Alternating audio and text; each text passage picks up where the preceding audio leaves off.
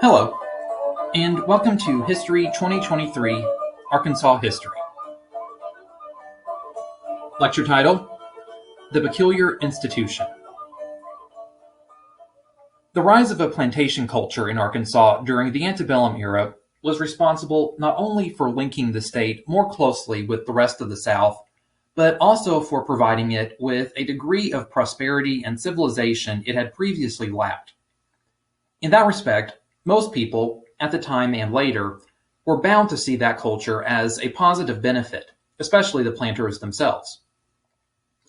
The other side of the coin, though, was that it simultaneously caused the institution of slavery to become more entrenched in Arkansas than it had ever been before, with negative consequences in the end for just about everyone concerned. Though we've touched on slavery in passing before, it's necessary to take a direct look at this feature of antebellum society, which would do so much to decide the state's future. There are two things to keep in mind about slavery, generally speaking. The first is that there is not a single nation or historical era that can claim to have clean hands on the subject. It has existed throughout human history, during which Europeans have enslaved Europeans, Africans have enslaved Africans, Asians have enslaved Asians, Native Americans have enslaved Native Americans, etc., not to mention the cross-racial enslavement that has occurred in every direction. This gets me to the second, which is often forgotten today.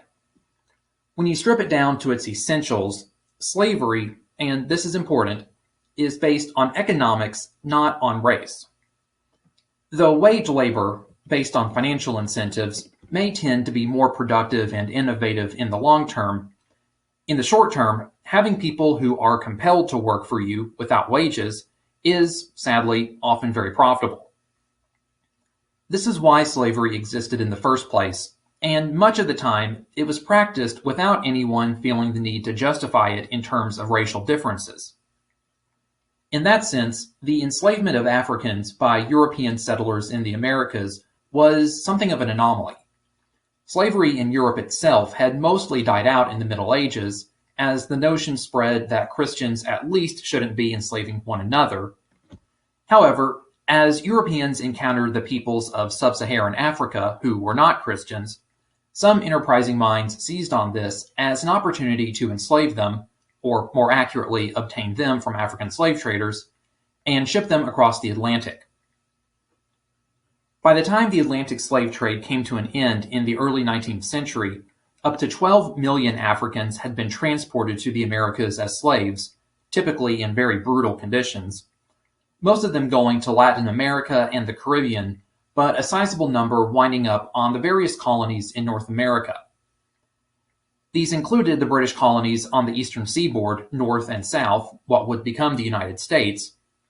After the Revolutionary War, slavery would gradually die out in the northern states because it was not especially vital to the economy there, but in the southern states, where geography meant that cash crop agriculture had always been more significant, it would be very vital indeed up to the mid-19th century. Slaves were arriving in other North American colonies as well, including French Louisiana, and it was during this time that the first African slaves showed up in what became Arkansas. We don't know when this was exactly. Their presence was documented as early as 1742, but they may have been there well before that. Regardless, like everything else having to do with French colonial Arkansas, it was a very minor presence. There were fewer than 100 altogether at the time of the Louisiana Purchase, most of them belonging to the wealthier residents clustered around Arkansas Post.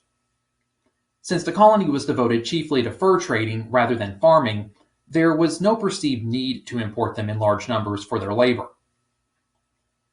How they fared during these early years is hard to say, given the remoteness and the lack of records. The law codes on slavery in the French colonies have sometimes been held up as more humane than their English counterparts, as they required instruction in the Christian religion and forbade such practices as the separation of families. However, they also permitted the execution of slaves who rebelled against their masters, And in any case, it's unlikely that in a remote spot like Arkansas Post, these regulations were always strictly adhered to. In the years immediately following the Louisiana Purchase, as serious American settlement of Arkansas began, the number of slaves did not increase dramatically, and in fact fell slightly as a percentage of the total population. Recall that these settlers were mostly frontiersmen from the Upper South, who A, practiced mostly subsistence farming, and B, were coming from areas where cash crop agriculture was not heavily practiced. So while the wealthiest among them might be bringing a few slaves, there weren't many overall. And as the lowland areas would take a while to be cleared and converted to plantations, the settlers weren't buying many of them right away either. For reasons of geography, as well as the free slave political calculus in Congress, the presence of slavery in Arkansas was confirmed when it first became a territory, but until 1830, its slave population hovered in the 10 to 15% range. Certainly not non-existent, but also not on a par with what was already the case in much of the Deep South. As you probably already know by now, the advent of a cotton-oriented plantation economy changed this situation in the years thereafter. Cotton, remember, was a very high demand and thus a potentially very high profit crop in the antebellum era. The invention of the cotton gin and other machines that could quickly and efficiently process it into fabric made it possible for even the very poor to obtain cheap, high-quality items of clothing, dramatically raising their standard of living in the process. But this would only happen if there were large quantities of cotton to process. And cotton was a notoriously labor-intensive crop to plant, cultivate, and especially harvest. Before the mid-20th century, when mechanized farm equipment became widely available, it took 20 people roughly an hour to pick a single acre of cotton. So if you were hoping to make money by growing a lot of it, well, it quickly became clear that labor costs would eat up a lot of your profits unless you paid your workers next to nothing, or, in fact, nothing at all. Following this logic out, the same thing happened as in the rest of the South. Arkansas planters began, from the 1820s on, to purchase more and more slaves to make their plantations thrive. Between 1830 and 1860, the slave population in the state steadily grew in both absolute numbers and as a percentage of the total population. The 1840 census recorded a tick under 20,000 slaves, about a fifth of all residents, and by 1860, the number had climbed to about 111,000, 26% of the overall total. This was still not as much as in some other southern states. In Mississippi and South Carolina, for example, black slaves made up roughly half the total population, but it was enough to mark Arkansas as a state where slavery was heavily entwined with the economy and the social order. Of course, this was more evident in the lowlands than the highlands, where the unsuitability of cotton growing meant there was far less demand for slave labor. In the counties of the Ozarks, they averaged only 6% of the population, Newton County being the lowest at less than 1%, and were just slightly more numerous in the Ouachitas at 10%. Slaves were somewhat more common in the mixed economy of the Arkansas Valley, but they were overwhelmingly concentrated in the South and East. By 1860, they were actually a majority of the population in 6 lowland counties, the highest total being, naturally, Chicot County at 81%.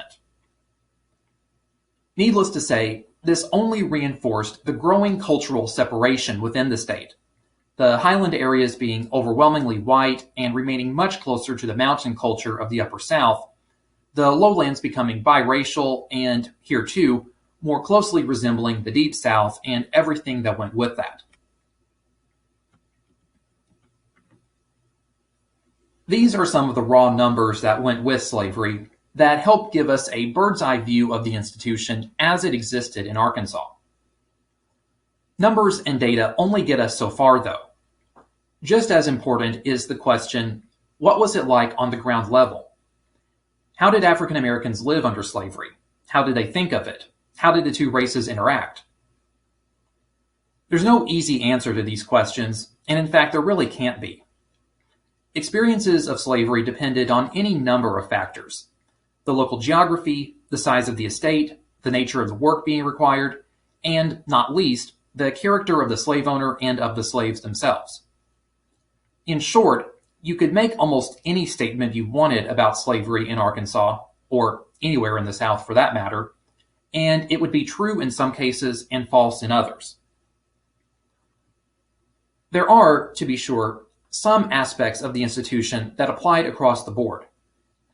Remember, slavery is, at its core, a form of compulsory labor without wages. No one especially likes being in that kind of situation, and it can't be maintained without some form of physical coercion, some potential to resort to violence to keep the slaves obedient, and obviously that potential for violence is going to have to be sanctioned by the law code.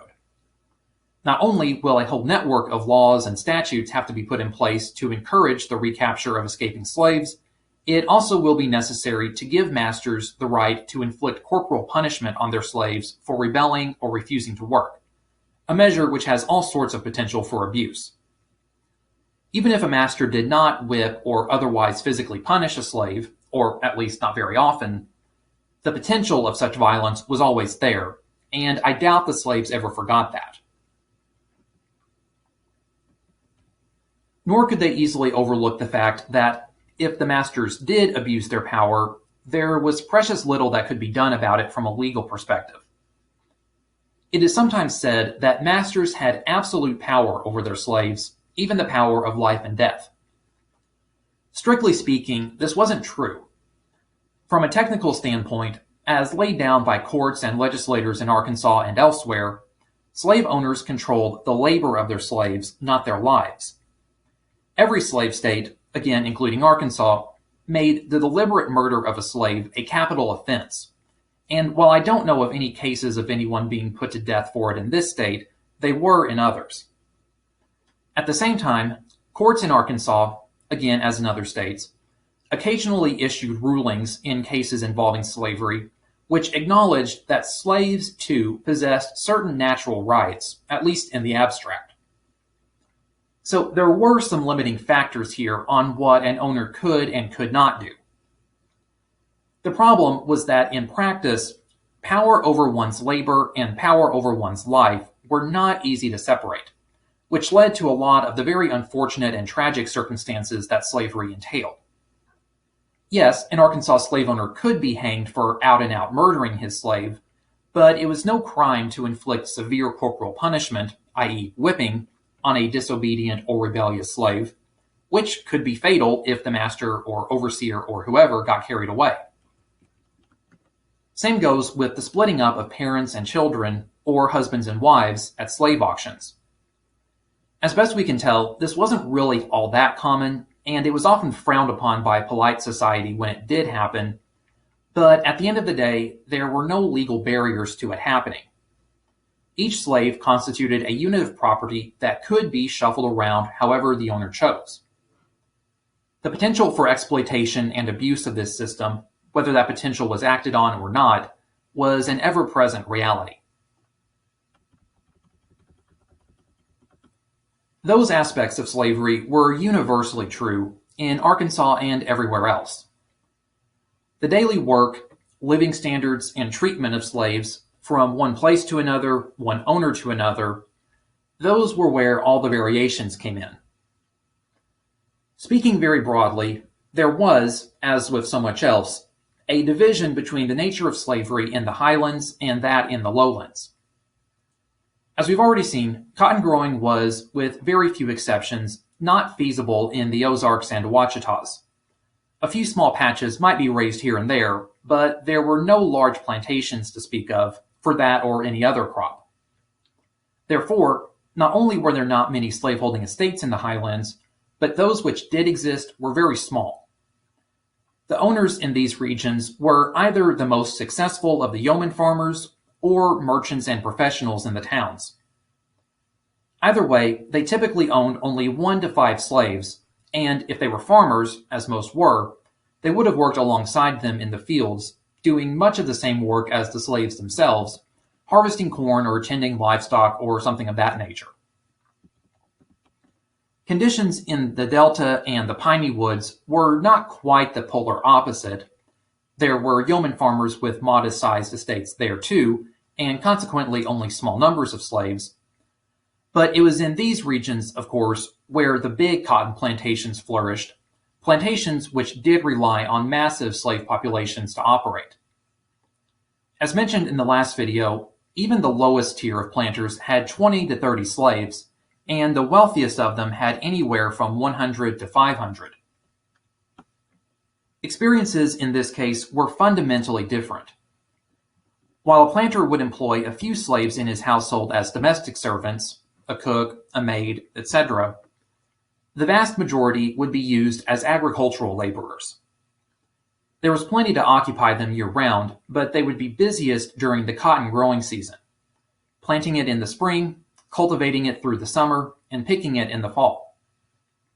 In most cases, the planter would not be supervising the field hands, as they were called, himself, but rather would select an overseer to run them, keeping track of the day's tasks and often empowered, when necessary, to whip or otherwise punish a slave, unless the planter reserved the right to do that himself.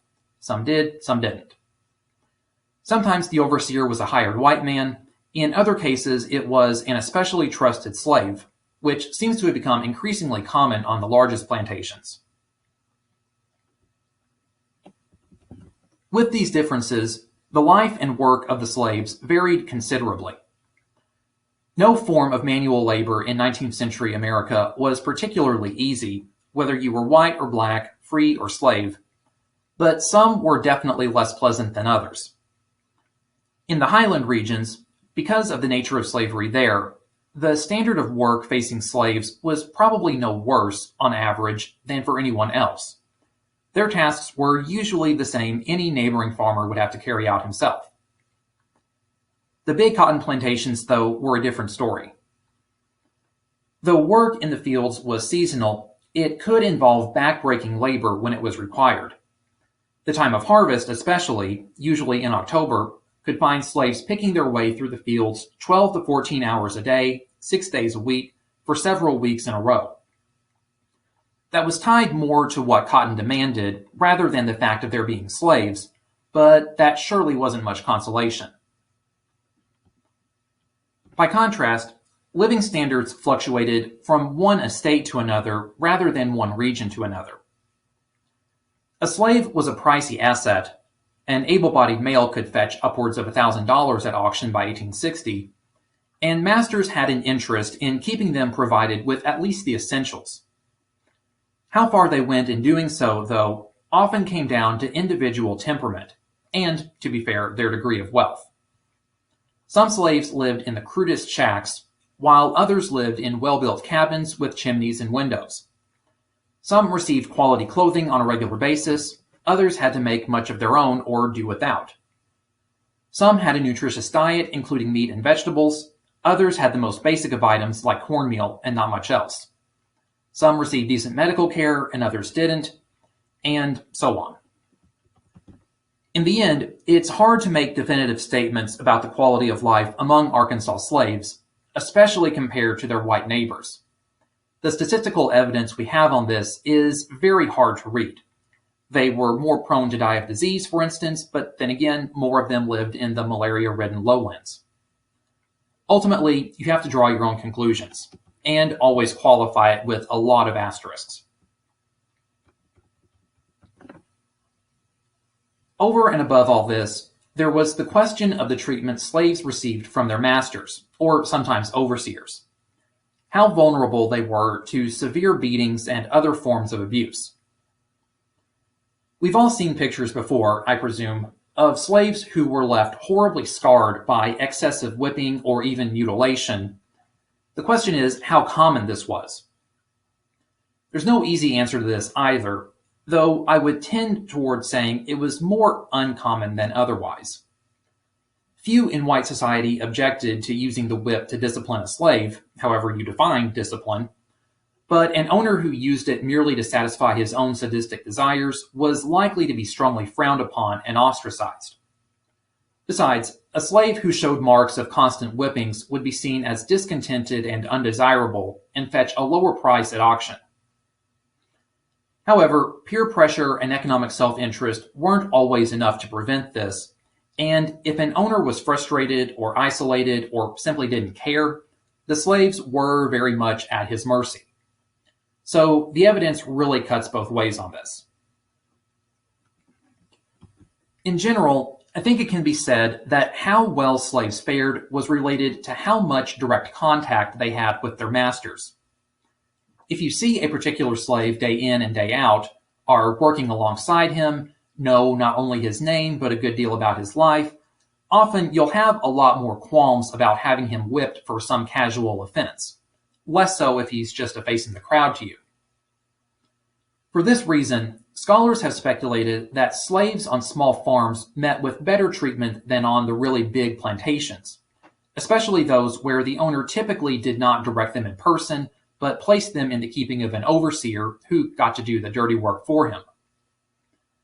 For the same reason, the role of distance and personal relationships, or lack thereof, it was probably the case that domestic servants, those who worked directly in the household as cook or maid or whatever, had it better than those who were strictly field hands. I want to stress, though, that these are very general statements with lots of exceptions. And for young slave women in particular, proximity could be a very bad thing, as it made them more vulnerable to sexual advances by their masters. We don't know how often this sort of thing was going on. Our best guess is that at the end of the antebellum era, 10 to 12% of the slave population was mulatto or mixed race, suggesting it was happening somewhat but not literally all the time. But whether it was or it wasn't, the fact remained that when a young woman was molested by her owner or another white person, there wasn't a lot to be done about it from a legal perspective. As was true of the whippings and how frequently or rarely they happened, the fact was, if a master wanted to do those things, he definitely had the power to, legally and otherwise, and some of them did take advantage of that fact. So with all that said, how did the slaves themselves feel about their situation? Outside opinions at the time were all over the map on this. White Arkansans and other Southerners insisted that most blacks were thoroughly content with their lot in life, that they were carefree and had no interest in escaping the institution, aside from a few bad apples, of course. Abolitionist literature, on the other hand, depicted slaves as hapless victims of their cruel masters, naturally innocent and noble and yearning to be free, aside from a few who had been totally corrupted by their masters, of course. In truth, as we know from the accounts some of them left behind, slaves' opinions varied quite a bit. Few, if any, had unmixed views of the institution or of their masters. Some, especially the domestic servants, had fond memories of the master and his or her family. Others were bitter and resentful towards them. Still others praised and condemned them by turns. Some reacted to their situation by being as industrious and self-reliant as they could. Some became sullen and did no more work than they had to. Some lived a sort of double life, being friendly and obedient to their masters' faces and cutting corners or stealing when left to their own devices. There was as much diversity of character among the slaves as among the slave owners, something we often forget on both ends. But however much individual experiences under slavery might differ, most, if not all slaves, preferred to be free persons and not slaves. In some cases, this was the result of specific material conditions. No one likes to be brutally whipped or to have nothing but substandard food, clothing, and housing, after all. Others were reacting to the breakup of their families, or at least the threat of such a breakup at slave auctions, which, yeah, I don't think that requires further explanation. And for still others, it was just the principle of the thing. Even if you didn't have it that bad on the plantation, and even if your master wasn't all that hard on you personally, sometimes you just want to be your own master and answer to no one but yourself. The most drastic course of action a slave might take, that is, running away via the Underground Railroad or some other means, was not especially feasible in Arkansas. It was surrounded on three sides by slave states and on the west by Indian Territory, which was also slaveholding. Slaves did, on occasion, successfully run away despite these obstacles. The vast majority, though, whether through uncertainty of what they do with themselves, or from attachment to their families, or even to the masters themselves, stayed where they were and tried to make the best they could of things. Especially on the big plantations, where there were others to associate with, they formed family bonds, including marriage and children, to which they were often very devoted, and many turned to evangelical Christianity to find spiritual comfort and the strength to bear up no matter what might come their way. Most slave owners, incidentally, were all in favor of this, since passages in the Bible do indicate that masters and others in authority should be obeyed, though the slaves themselves tended to look more towards the lines about deliverance from oppression and all that. Finally, we have to consider how the white residents of Arkansas viewed both slaves and the institution of slavery. And here again, there was a lot of variation and unpredictability. The fact that slaves and slave owning were not especially common in the highlands did not make locals less supportive of the institution. Though many of them resented the wealth and political power of the planters, they also frequently held hopes of moving up in the world enough to afford a slave or two themselves, as a sign of greater social status as much as anything. Moreover, it's been suggested that because they had far less contact with, and therefore less knowledge of slaves, racism towards African Americans may well have been sharper there than in the lowlands. Opinion of one's proper attitude towards slaves was also far from straightforward. On the one hand, owners saw their slaves as a resource to be exploited and often drove them relentlessly. On the other hand, most at least wanted to think of themselves as good and benevolent masters, with a responsibility to look out for their slaves' best interests.